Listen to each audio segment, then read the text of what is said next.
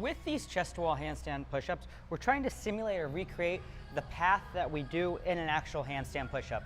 And like you just saw in that last video, the handstand push-up isn't just a straight vertical up and down motion. It's this down and out motion, finishing in the tripod position. So you'll see in a moment here, as I lower myself down, it's down and out. So if I'm having my either forehead or nose touch the ground, it's going about 8 to 10 inches in front of where my hands are. So think of it, I want you, for everything we do today, think of it as more as like a tricep press here. So it's all happening with isolated flexion and extension at that elbow joint as opposed to training the shoulders. So keep that in mind here. So with the chest to wall handstand push-ups, the biggest problem people run into is the surface that our feet are on. We want next to no resistance here. I don't want our feet on the wall and we're kind of having to wiggle or warm our feet up because they're dragging and catching on the wall. If that's happening, you're defeating the purpose of actually training the pressing strength because you're just using your feet to cheat. So you have a few options here. Find a smooth wall. If in fact you don't have a smooth wall, put on socks. As you can probably tell, I rarely wear socks, so all I had available this morning were dress socks. They are shark socks. That's what I'm using for this video. It doesn't really matter. We're gonna explore another potential option in another video. Lube up your feet. I don't really care how you get it done. I just want no friction as you're pressing up on the wall. So I'm going to kick up into a chest to wall handstand here. I'm gonna want my hands roughly 10 to 12 inches from the wall here. Now in this position, I'm going to go down and forward, keeping my elbows in. I'm gonna pause. I'm gonna press back up. Another good rep's gonna look like this. Back up. You wanna make sure your elbow position, I'm gonna have to do another rep. Your elbows form 90 degrees in the bottom position. What I want to avoid is the elbows flaring out as we lower ourselves there. Those are the things you need to keep in mind as you're doing these chest to wall handstand push-ups here. Take off my socks now. Here I just wanted to get another angle so you could really see the difference between keeping the elbows in tight and having them flare out to the side, because in the previous video you could really see the elbows staying in tight, but it really didn't do a good job of demonstrating the elbows flaring out to the side. So if I was to kick up into this chest to wall handstand push-up, elbows staying tight, not flaring out, as opposed to elbows coming out to the side here. They're two completely different movements. I want you to be aware of it, so that's why we took another video here. I lied, we're taking one more side view here because on top of the elbows flaring out, another common fault or a way to determine an athlete isn't ready for this specific exercise, when they start turning into too much of an upper back incline bench press movement or motion as opposed to what we've been talking about, this tricep press. So what that looks like, this is how you know an athlete isn't strong enough or ready for this position. Maybe they lower themselves down with tight triceps, but then they arch the back and they go through this path of least resistance to get through it.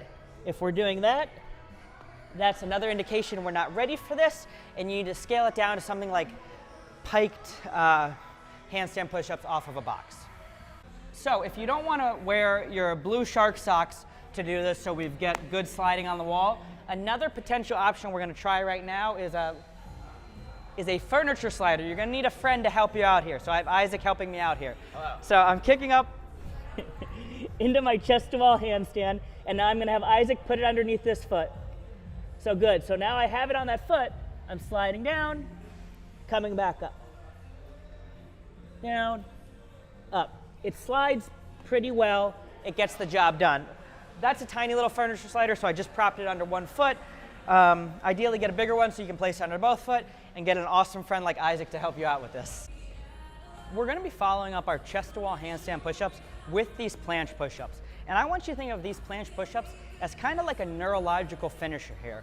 Yes, this is moving into a horizontal position versus the vertical pressing motion that we do on the chest to wall, but it's still training the same down and forward pattern and the motion at the elbows that we want to train in a handstand push-up with the added scapular protraction, just in a lower level environment, hence neurological finisher. And this is just what I happen to choose for this specific program. You know, another athlete with the same ability level doing something similar to this may benefit from chest to wall eccentrics as a neurological finisher, or maybe chest to wall isometrics at 90 degrees. So there's so many different directions or places I can take it. Just for this specific one, I decided to reinforce this protracted position while trying to bend the arms. So that's why we're going with our planche push-ups now. So with this, so first of all, if you're gonna do these, you better have a very solid base of scapular push-ups and know what it feels like to really isolate that scapular motion between protraction and retraction. If you don't, this program is probably not for you anyway. So what we're gonna do is, we're gonna get into the top of a push-up position. And because my body is going so far forward, I'm gonna angle my wrist roughly 45 degrees just to take a little stress off the wrist. So what I'm gonna do, 45 degrees, top of a push-up position, and now here, watch this. This is kind of the standard push-up position. My lower back's extended, my scapula is pinched together. I'm actually gonna push away from the floor and protract. And now the entire time that I'm gonna go down or lower myself, I wanna think about maintaining that protraction. Whether or not it's going to happen or not is not the case. But when I'm on the floor, so if these are my shoulder blades, and at the top position, they're completely protracted as far apart as possible, as I start to lower myself, maybe they come to here, as opposed to a standard push-up, they're jamming and pinching together. And I don't want that, because that's just creating this false sense of stability, and we're not actually using any of the muscles that surround the glenohumeral joint that are associated in pressing. So, top of the push-up position, my wrists are angled at 45 degrees. I'm trying to maintain this protraction, and now while I go down, I also go forward slightly. So all the motion is happening bending at my elbows here. I'm coming down, I pause for a second, I come back up.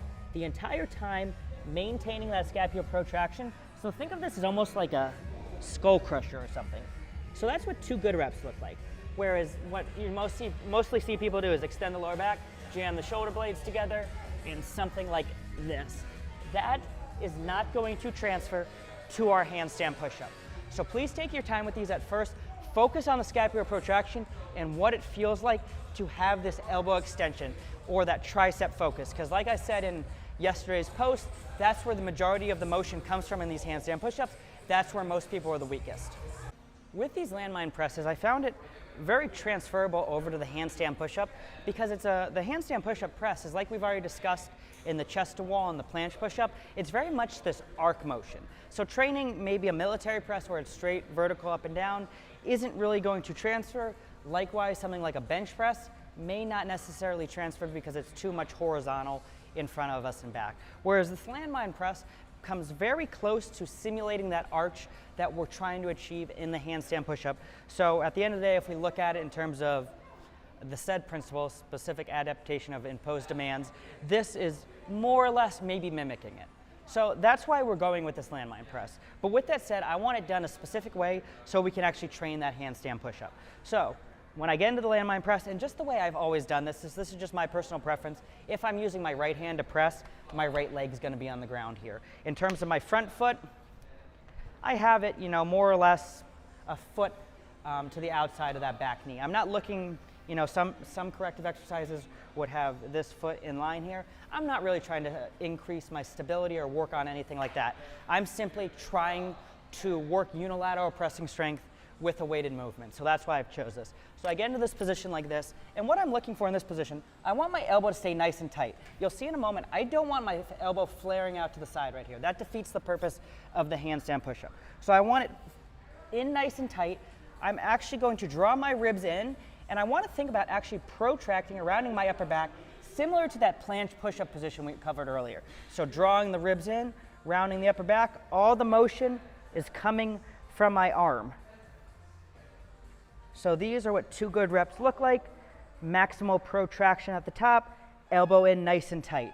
Now there's a difference between that and then if I kind of extend my upper back, let my scapula pinch together, then there's this. While you may be able to push more weight with the second movement, it's not going to transfer to the same muscles, movements, mechanics path, whatever you want to refer to it as, we're going to need in that handstand push-up. So you need to make sure you're doing this landmine press in this specific way. We're going to finish up this handstand push-up training session with some isolated tricep work. And if you haven't noticed, the general theme of this entire training session whether it was the chest to wall, the planche push-ups, or the landmine press. It's all this isolated flexion extension at the elbow. So a handstand push-up is more of a tricep extension or a tricep exercise than a shoulder exercise from my perspective here. So that's why we're going to do these traditional barbell skull crushers. And I've chosen, just from my point of view, this pronated hand position, because chest to wall handstand push-ups or normal handstand push-ups, we're in this pronated position. Let's say maybe you were looking to work more towards parallel bar handstand push-ups, where we're in this neutral position. Maybe this with dumbbells would maybe be more applicable. I think you could make a good argument for either one, because we're changing the dynamics of the muscle going from this neutral to this pronated position. Either way, this is what I have chosen here. So we're going to cue this, just like everything else, a very specific way for the purpose of training or reinforcing our handstand push-up. I'm using a box right here to prop myself up on, simply because I'm too lazy to take the weightlifting bench off the wall. You can use this, you can use a weightlifting bench, really doesn't matter. So what I'm going to do, I'm going to get in the top position right here. My arms are roughly shoulder width apart. Now I want you to watch here. Most people, we're going to pinch our shoulder blades together, push our chest towards the ceiling. I actually want to do the opposite. I want to protract, push away as much as I can, and maintain that protraction just like every other movement we've done. Now I'm going to simply break at the elbows, bring the bar down, ideally to the top of my forehead. I'm going to pause for a moment, press back up, all while trying to maintain that scapular protraction. I'm going to come down again. And in this position, watch this. I want to keep my elbows tight, or almost try to imagine having them touch each other. Because the general theme is going to be as we hit our weak point, our elbows are going to flare out, and we're going to almost turn this into like a close grip bench press, which is what we want to avoid.